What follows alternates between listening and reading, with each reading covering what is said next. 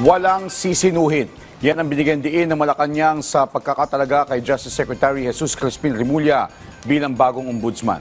Tiniyak din ng palasyo na magiging patas si Remulla sa kanyang bagong posisyon. Si Kenneth Pasyente sa detalye.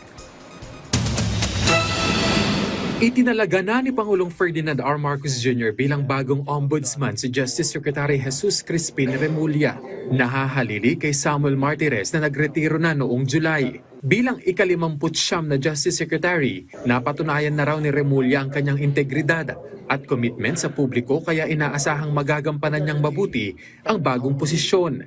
As Ombudsman, Remulla is expected to uphold transparency, strengthen anti-corruption measures, and ensure that justice is administered fairly and efficiently.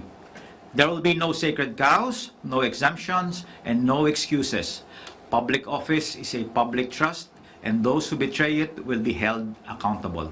Nilinaw din ng Presidential Communications Office na dumaan sa tamang proseso ang pagkakatalaga at pagkakapili kay Remulla alinsunod sa nakasaad sa batas. Makatitiyak raw ang publiko na walang puwang ang impartiality sa bagong talagang ombudsman.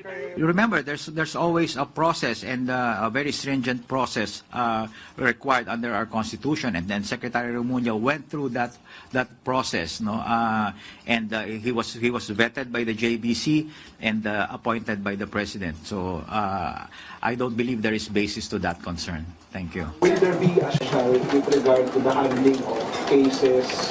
We have the highest confidence in Secretary Remulla that he will be very impartial in when he assumes this new role as the Ombudsman.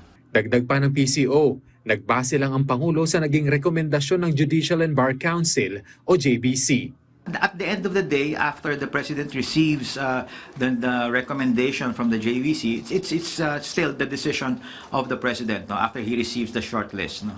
Sa kanyang pagkakatalaga bilang ombudsman, inaasahang haharapin ni Remulla ang mga nakabinbing reklamo na isinampa sa tanggapan ng ombudsman. Kabilang dito ang reklamo laban kay Vice President Sara Duterte, kaugnay ng umano'y maling paggamit ng 500 million pesos na confidential funds ng OVP at mahigit 100 milyon na confidential funds ng DepEd mula 2022 hanggang 2024. Nauna nang sinabi ni Remulla sa kanyang pagsalang sa interview ng JBC na hindi niya aabusuhin o gagamitin ang posisyon para puntiryahin ang ilang personalidad. Wala pang inaanunsyo ang Malacanang kung sino ang papalit kay Remulla bilang kalihim ng DOJ. Kenneth Pasyente para sa Pambansang TV sa Bagong Pilipinas.